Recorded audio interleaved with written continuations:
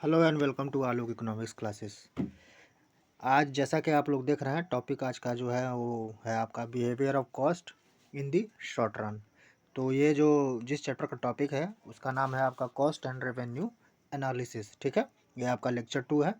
और इससे पहले मैंने मीनिंग बताया हुआ है लेक्चर 1 में आपका, जिसका आप अपॉर्चुनिटी कॉस्ट क्या होता है, ठीक है ना, रियल कॉस्ट क्या होता है, प्राइवेट एंड सोशल कॉस्ट क्या होता है, नॉर्मल प्रॉफिट क्या होता है, ठीक है, और इकोनॉमिक कॉस्ट क्या होता है, ठीक। और उसमें इम्प्लिसिट, एक्सप्लिसिट और मनी कॉस्ट या जिसको अकाउंटिंग कॉस्ट भी बोलते हैं, वो सब क्या होते हैं, उन सब के मीनिंग आपको लेक्चर 1 में मिल जाएंगे। उसका डिस्क्रिप्शन में लिंक आपको मिल जाएगा, आप वहाँ पर जाकर उसको देख सकते हैं, ठीक है ना। तो आज हम लोग जो बात करेंगे उसका नाम है behaviour of cost in the short run, ठीक है ना। तो इसको स्टार्ट करने से पहले आप लोग अगर चैनल पर नए हैं तो चैनल को ज़रूर सब्सक्राइब कर दें और वीडियो को लाइक कर दीजिए। तो चलिए इसको पढ़ते हैं हम लोग, ठीक है।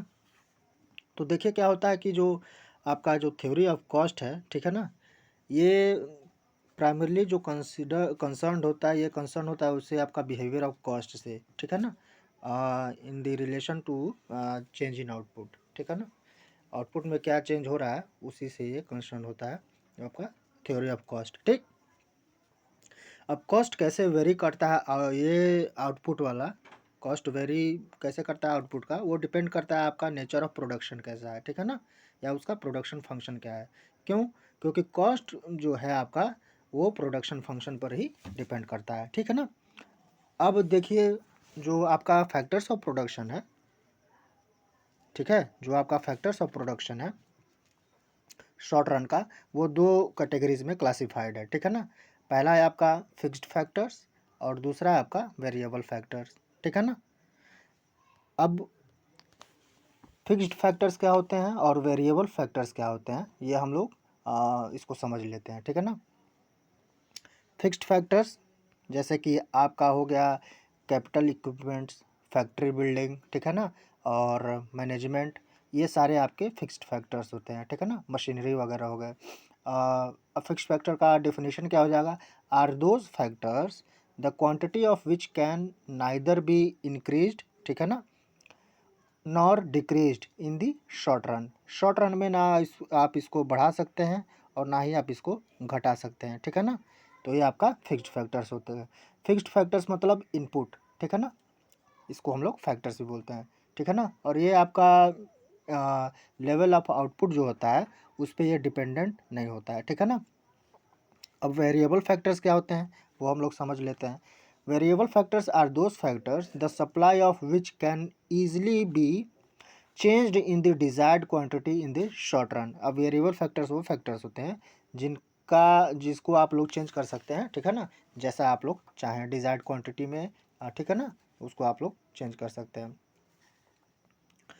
अब देखिए जो आपका फिक्स्ड फैक्टर्स और वेरिएबल फैक्टर्स होते हैं, ये आपके दो चीज़ों में, दो कैटेगरीज में ये भी डिवाइड है, ठीक है ना।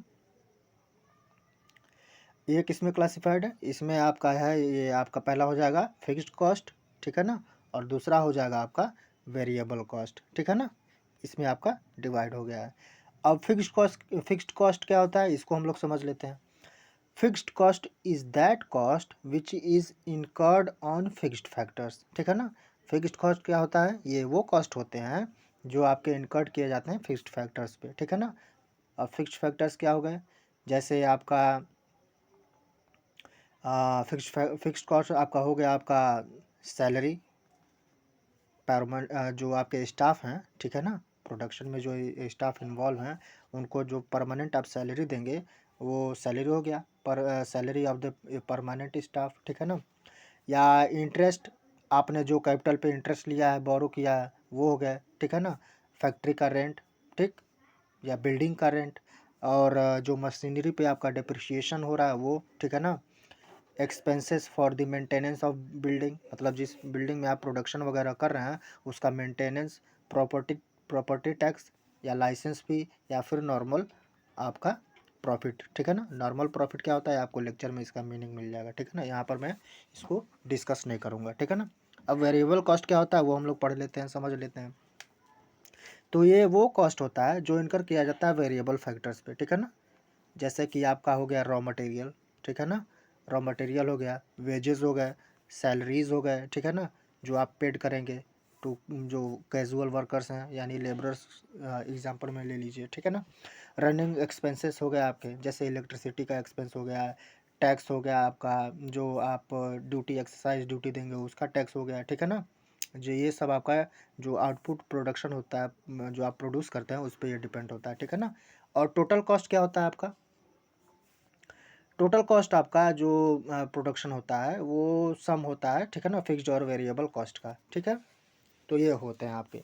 अब आगे बढ़ते हैं और हम लोग पढ़ते हैं शॉर्ट रन कॉस्ट, ठीक है ना। इसके बाद ये टॉपिक है, ठीक। यहाँ तक आपको आई होप समझ में आ गया होगा। तो देखिए जो शॉर्ट रन कॉस्ट होता है ये बेसिकली 3 तरह का होता है, ठीक है ना। पहला है आपका टोटल कॉस्ट, दूसरा है आपका एवरेज और तीसरा है आपका मार्जिनल कॉस्ट, ठीक। तो पहले हम लोग बात करेंगे, देखिए एवरेज जो टोटल कॉस्ट होता है इसमें आपका दो पॉइंट है। पहला है फिक्स्ड, टोटल फिक्स्ड कॉस्ट और दूसरा है आपका टोटल वेरिएबल कॉस्ट, ठीक। और एवरेज कॉस्ट में आपका आ गया एवरेज फिक्स्ड कॉस्ट और एवरेज वेरिएबल कॉस्ट, ठीक। और मार्जिनल में आपका मार्जिनल कॉस्ट ही होता है, ठीक है ना, इसका कोई पॉइंट नहीं है, ठीक है। तो पहले हम लोग आज के लेक्चर में हम लोग बात करेंगे टोटल कॉस्ट की, ठीक है। फिर उसके बाद हम लोग अगले लेक्चर में बात करेंगे एवरेज कॉस्ट, फिर उसके बाद हम लोग बात करेंगे मार्जिनल कॉस्ट की, ठीक। अब बात करते हैं हम लोग किसकी? टोटल कॉस्ट की, ठीक। तो देखिए जो टोटल कॉस्ट, इसमें जो टोटल कॉस्ट कर्व है ये क्या होता है, ठीक है ना। तो टोटल कॉस्ट कर्व आपका या टीसी, ठीक है ना, टोटल कॉस्ट को आप टीसी बोलिएगा, ठीक है, शॉर्ट फॉर्म में बोला जाता है। तो ये क्या होता है? Refers to the to total obligations incurred by the firm in producing any given quantity of output. ये वो टोटल ऑब्लिगेशंस हैं जो इनकर्ड किए जाते हैं फर्म के द्वारा, जिसमें वो प्रोड्यूस करता है कोई गिवन क्वांटिटी ऑफ आउटपुट को, ठीक है ना। It is the sum total of all expenditure incurred in producing a given volume of output. ये क्या है?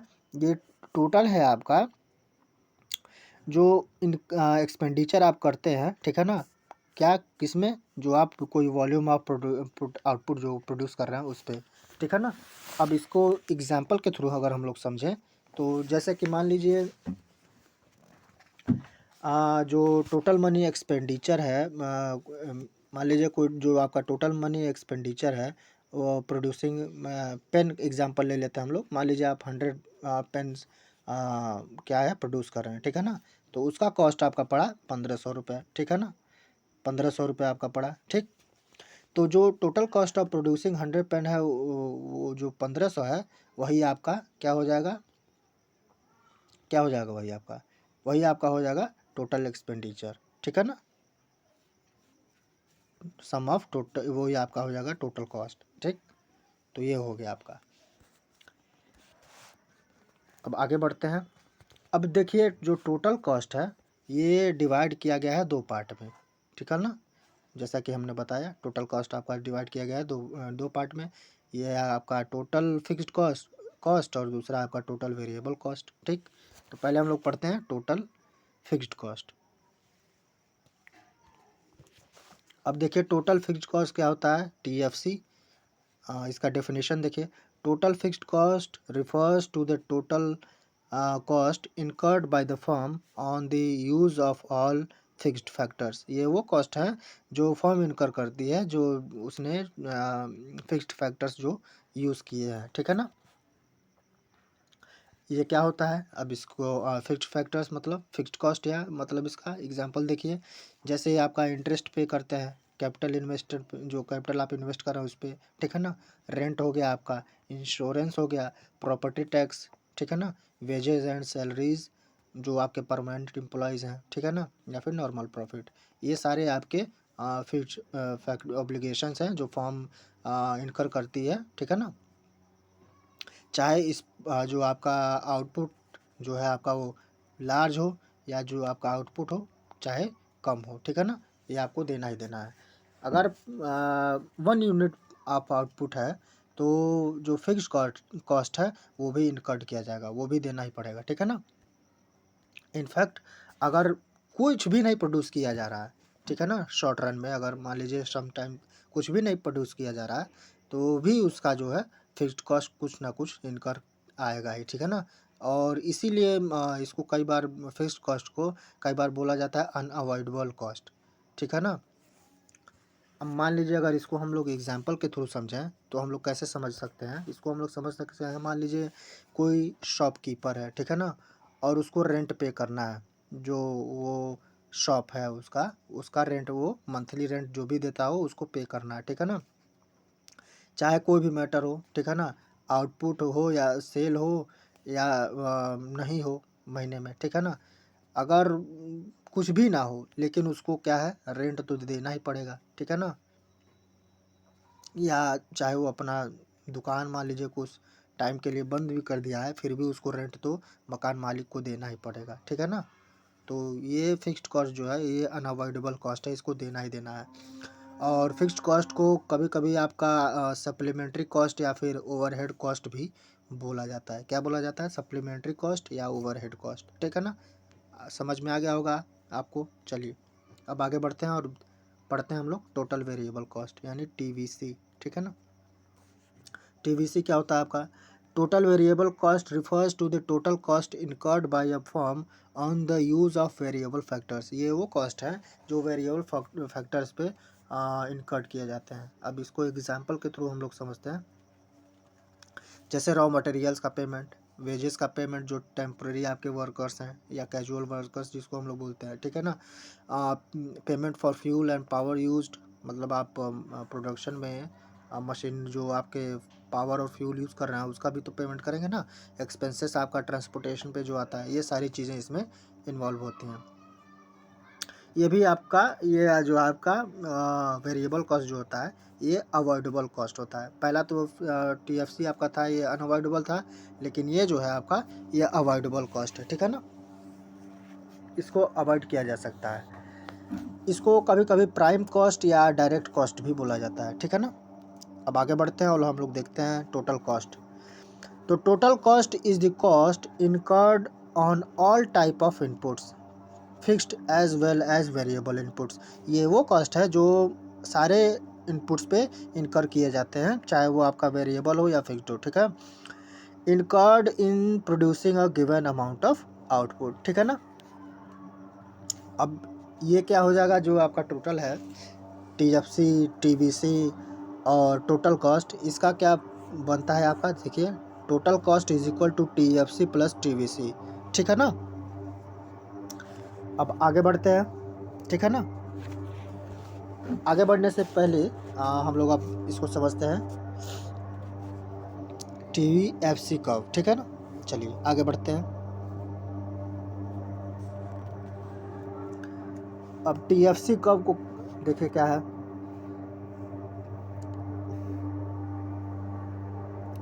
टीएफसी यानी टोटल फिक्स्ड कॉस्ट। देखिए as table shows that total fixed cost remains constant at ₹60 for the entire range of output.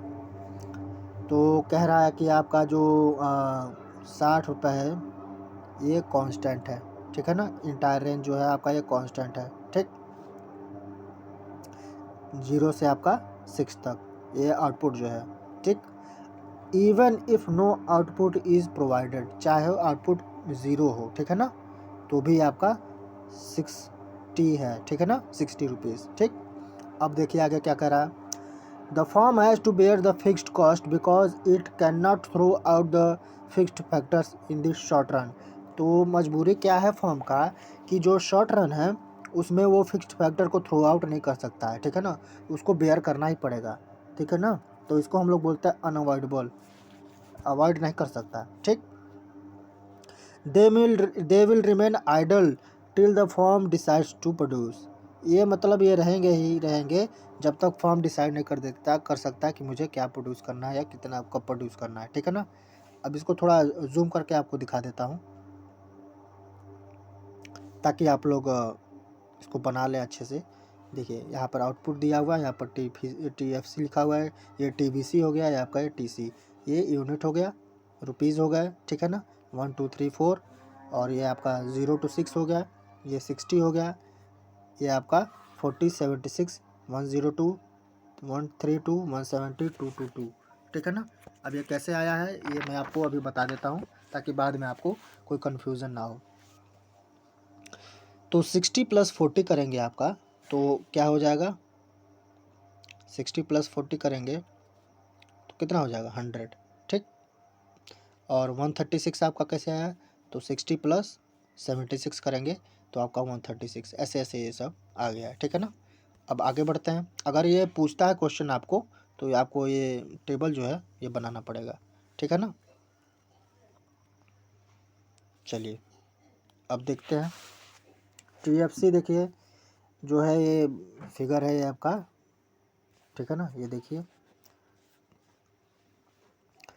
Where output is measured on the X axis and cost on the Y axis. तो आपका output है ये x axis पर है और cost है आपका Y axis पे, ठीक है ना। यहाँ तक क्लियर हो गया। चलिए TFC curve is a straight line parallel to the horizontal axis.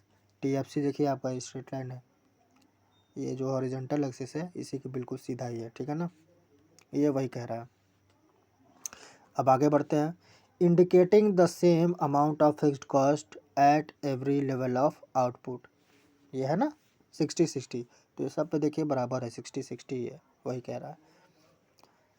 TFC is constant eight OA, तो TFC आपका कांस्टेंट है किस पे, O और A पे, ठीक है ना। Note that TFC curve start from point A on the Y axis. तो जो आपका TFC है वो कहाँ से स्टार्ट कर रहा है, पॉइंट A से। ये पॉइंट A है ना आपका, ये देखिए ये पॉइंट A है ना, यहाँ से स्टार्ट कर रहा है वाई एक्सिस पे, ठीक है ना। ये वाई एक्सिस आपका है, ठीक। Indicating that TFC will be incurred even if output is zero. तो इसका ये मतलब हो गया कि आपका आउटपुट चाहे ज़ीरो हो चाहे जितना भी हो ये इनकर्ड करना ही करना है आपको, ठीक है ना। अब आगे बढ़ते हैं। अब बात करते हैं TVC कर्व की, ठीक है ना। कई कई एग्ज़ाम में पूछा जाता है कि सिर्फ यही TFC ही बनाइए, तो आप इसको TFC भी बना सकते हैं। अगर मान लीजिए TFC बनाने के लिए बोले, TFC ही बस पूछे, तो आप ये TFC का बना दीजिएगा और ये बस इतना कर देंगे काम बन जाएगा, ठीक है ना। अलग आप कैसे बनाएंगे, ये आप वाई एक्सिस बना लीजिएगा, ऐसे बना लीजिएगा, यहाँ वाई लिख दीजिएगा, ठीक है ना।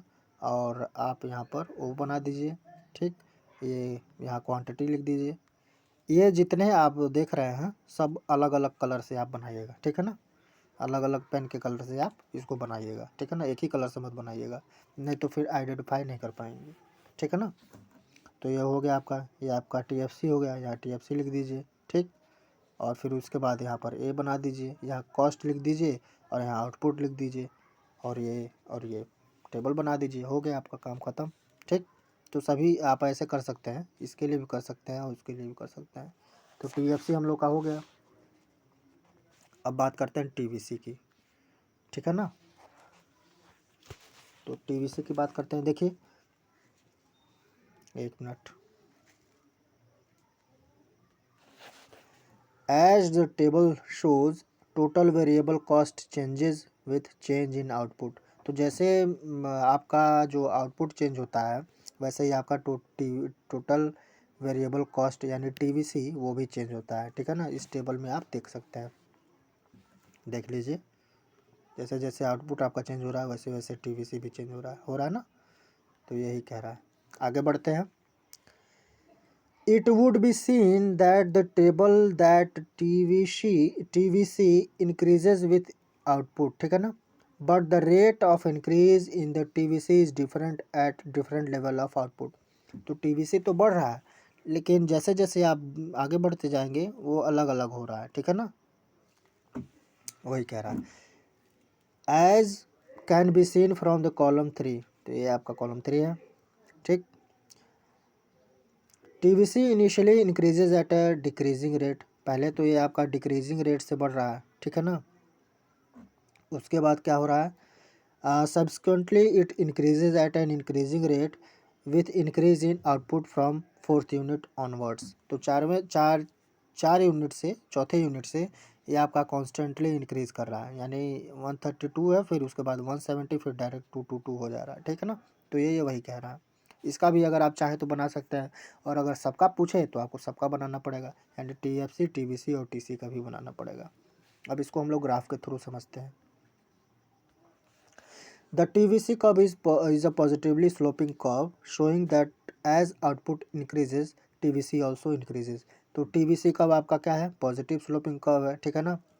इसका इंडिकेट क्या कर रहा है कि जैसे जैसे आउटपुट आपका बढ़ रहा है वैसे वैसे आपका क्या हो रहा है, जैसे जैसे आपका आउटपुट इंक्रीज हो रहा है वैसे वैसे TVC भी आपका बढ़ रहा है, ठीक है ना।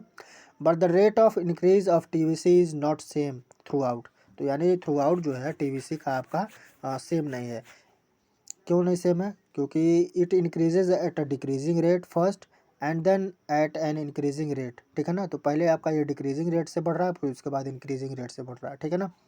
The TVC curve is concave downward up to OQ।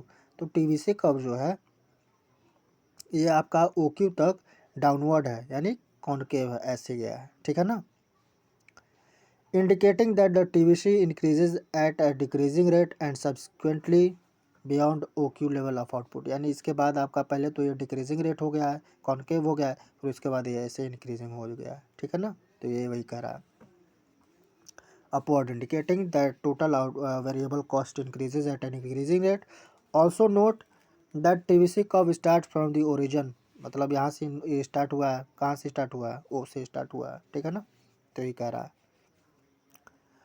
shows that when output is zero TVC is also zero। तो यहाँ से स्टार्ट होने का, ओरिजिन से स्टार्ट होने का मतलब ये हो गया कि जैसे आपका आउटपुट अगर ज़ीरो है तो TVC भी आपका ज़ीरो ही रहेगा, ठीक है ना। समझ में आ गया ना आपको? चलिए आगे बढ़ते हैं। ग्राफ में आप ऐसे बनाना पड़ेगा आपको, ठीक है ना। अगर अलग अलग पूछे तो आप अलग अलग बनाइएगा और सबका अलग अलग टेबल बना दीजिएगा। अगर सर एक ही में पूछता है तो आप ऐसे बनाइएगा, लेकिन ध्यान ये रखिएगा कि TVC, TFC और TC ये सब आप अलग अलग कलर से बनाइएगा, ठीक है ना। और ये आप लिख दीजिएगा बिहेवियर और शॉर्ट रन टोटल कॉस्ट, ठीक। चलिए आगे बढ़ते हैं। अब क्वेश्चन ये उठता है सॉरी, अब क्वेश्चन ये उठता है कई बार कि वाई डज, मान लीजिए क्वेश्चन पूछ भी लिया एग्जाम में तो कैसे लिखेंगे, या टीचर ही पूछ लिए क्लास में तो फिर कैसे बताएंगे आप। Why does TVC curve increases at a decreasing rate first and at an increasing rate subsequently as the level of output is increase. कहने का मतलब ये हो गया कि क्यों TVC कर्व आपका पहले डिक्रीजिंग रेट से बढ़ता है, ठीक है ना, फिर उसके बाद इंक्रीजिंग रेट से बढ़ता है जैसे जैसे आपका आउटपुट इंक्रीज होता है, लेवल ऑफ आउटपुट जैसे जैसे बढ़ता है, ठीक। तो इसका आंसर क्या होगा? तो इसका आंसर ये है कि जो लॉ ऑफ वेरिएबल प्रोपोर्शन है आपका, ठीक है ना, ये उससे डायरेक्टली रिलेट करता है, ठीक है ना, ये उसी को फॉलो करता है, ठीक है ना। अगर आप जैसे कि मान लीजिए जो आपका प्रोडक्टिविटी और कॉस्ट है वो सेम ही है, ठीक है ना, दोनों सेम ही है, ठीक। जितना हायर प्रोडक्टिविटी होता होगा उतना आपका लोअर कॉस्ट होगा, ठीक है ना, और उसका ठीक उल्टा हो जाएगा, ठीक है ना। तो जो आपका TVC है वो पहले इंक्रीज़ कर रहा है डिमिनिशिंग रेट से। क्यों? क्योंकि जो इंक्रीजिंग रिटर्न्स है वेरिएबल इनपुट्स का वो पहले अराइज हो रहा है, ठीक है ना। आ, कहाँ क्यों? क्योंकि जो आपका फुलर यूटिलाइजेशन हो जा रहा है उसकी वजह से, ठीक है ना। तो फिक्स्ड फैक्टर और किसके कारण? ग्रेटर स्पेशलाइजेशन के कारण, ठीक है ना। तो पहले ये इंक्रीजिंग रेट से इंक्रीज़ कर रहा है ड्यू टू डिमिनिशिंग रिटर्न, ठीक है ना, वेरिएबल इनपुट्स का, ठीक है ना, क्योंकि वो बढ़ जा रहा है फ्रॉम। तो difficulty of management and over utilisation of fixed factors. तो डिफ़िकल्टी ऑफ मैनेजमेंट के कारण और ओवर यूटिलाइजेशन हो जा रहा है फिक्स्ड फैक्टर्स का, इसके कारण ये समस्या हो जा रही है, ठीक है ना। तो इसका आंसर यही होगा। अब हम लोग बात करते हैं TC कर्व की, यानी टोटल कॉस्ट कर्व की, ठीक। अब देखिए क्या कह रहा है, the total cost is the sum of total cost, total fixed cost, ठीक है ना। तो टोटल कॉस्ट आपका क्या है? ये फिक्स्ड कॉस्ट का सम है, ठीक है ना, एंड टोटल वेरिएबल कॉस्ट का, ठीक है ना, जैसा कि मैंने आपको बताया था। क्या बताया था? बताया था ना आपको कि TC is equal to TFC plus TVC, ये मैंने आपको बताया था, ठीक है ना। आगे बढ़ते हैं। देखिए, TC is calculated by adding column 2 fixed cost and column 3। तो TC आपका कैसे आया है? TC आपका आया है कॉलम 2 जो है आपका इसको, और जो आपका कॉलम 3 है इसको अगर ऐड कर देंगे आप तो आपका आ जाएगा, क्या आ जाएगा, ये सब आ जाएगा, ठीक है ना। 60-40 करेंगे 100, 60-76 करेंगे 136, ये सब हो गया, ठीक। इसको आप बताने की जरूरत नहीं है। चलिए आगे बढ़ते हैं। TC varies directly with output. ये डायरेक्टली क्यों वेरी कर रहा है? Because of increase in the variable cost. क्यों? क्योंकि वेरिएबल कॉस्ट आपका बढ़ जा रहा है with an increase in output, output बढ़ने के कारण, ठीक है ना। अब वेरिएबल कॉस्ट क्या आता है उसका एग्जांपल मैंने बता दिया, अब मैं नहीं बताऊंगा उसको, ठीक है ना। चलिए आगे बढ़ते हैं, अब इसको ग्राफ के थ्रू समझते हैं। देखिए, in figure curve TC curve has been obtained by adding up vertically the TFC curve and TC curve. तो जो TC कर्व कैसे आया है, ये जो आपका कैसे आया, देखिए यहाँ पर TFC जो है और TVC है, इसको ऐड कर दिया गया है वर्टिकली। ये आपका हॉरिजेंटली हो गया, ये वर्टिकली, ठीक है ना, ऐसे ऐड कर दिया गया। चलिए आगे बढ़ते हैं। Since a constant fixed cost is added to the TVC। क्यों? क्योंकि जो आपका फिक्स्ड कॉस्ट है वो ऐड कर दिया गया है, sorry. The shape of TC curve is the same as that of TVC curve. तो TVC और TC दोनों देखिए सेम ही है, ये भी कॉनकेव बढ़ रहा है, ये भी हो गया, फिर ये भी वैसे हो गया, ये भी ऐसे हो गया, ठीक है ना। इसका मतलब क्या होगा? This means that slope of TC curve and TVC curve are identical, मतलब सेम है, ठीक। आगे बढ़ते हैं। Note that TC curve originates not from origin but from A. तो ये आपका ओ जो है आपका ये ओरिजिन हो गया, यहाँ से ये ओरिजिनेट नहीं कर रहा है TC कर्व, ये ए से ओरिजिनेट कर रहा है, तो ये यही कह रहा है, ठीक है ना। क्यों हो रहा है? क्योंकि at zero level of output TC equals FC, ठीक है ना, fixed cost. Since TVC is zero, आप ऐसे TVC मत लिखिएगा, इसको TVC जो हो गया आप टोटल वेरिएबल कॉस्ट लिखिएगा, और FC जो है आप फिक्स्ड कॉस्ट ही लिखिएगा। ये तो मैंने लिख दिया है, आप ऐसे मत करिएगा, ठीक है ना, पूरा लिखिएगा, ठीक। चलिए, is zero when output is zero, ठीक है ना। दस the TVC curve starts from the origin, ठीक, while the TC curve starts at the point where the TFC curve intersect। तो जो आपका TC कर्व है वो कहाँ से स्टार्ट कर रहा है? वो TFC point where TFC curve intersect the vertical axis, ठीक है ना, जहाँ पे ये इंटरसेक्ट कर रहा है वहीं से स्टार्ट हो रहा है, ठीक है ना। Vertical distance between the TVC and TC curve equals the amount of the TFC, and since the TFC is constant, the vertical distance between TVC curve and TC curve is same, ठीक। At the और at all level of output, सारे level of output पे आपका TVC और TC curve जो है वो same ही है, ठीक है ना। Therefore like the TVC and TC increases at a decreasing rate first and then at a increasing rate, ठीक है ना, समझ में आ गया। चलिए, तो ये आपका लेक्चर था, ठीक है ना। आई होप आपको समझ में आया होगा, कमेंट बॉक्स में बताइएगा अगर नहीं समझ में आया होगा तो। और ये नोट्स आपको टेलीग्राम ग्रुप पर मिलेगा, जिसका लिंक आपको डिस्क्रिप्शन में मिल जाएगा, और आप मुझे इंस्टाग्राम पर भी फॉलो करिए, उसका भी लिंक आपको डिस्क्रिप्शन में मिल जाएगा। कोई भी डाउट है तो आप मुझे टेलीग्राम पर बता सकते हैं या यूट्यूब के कमेंट बॉक्स में बता सकते हैं, ठीक है ना। वीडियो को लाइक और चैनल को ज़रूर सब्सक्राइब कर लीजिएगा। और अगले लेक्चर में हम लोग बात करेंगे एवरेज कॉस्ट कर्व की, दूसरा जो आपका पॉइंट है, ठीक है ना। तीसरा आपका मार्जिनल कॉस्ट है, ये आपका ये इसकी बात करेंगे हम लोग, ठीक है ना। चलिए फिर मिलते हैं फिर नेक्स्ट वीडियो में, थैंक यू।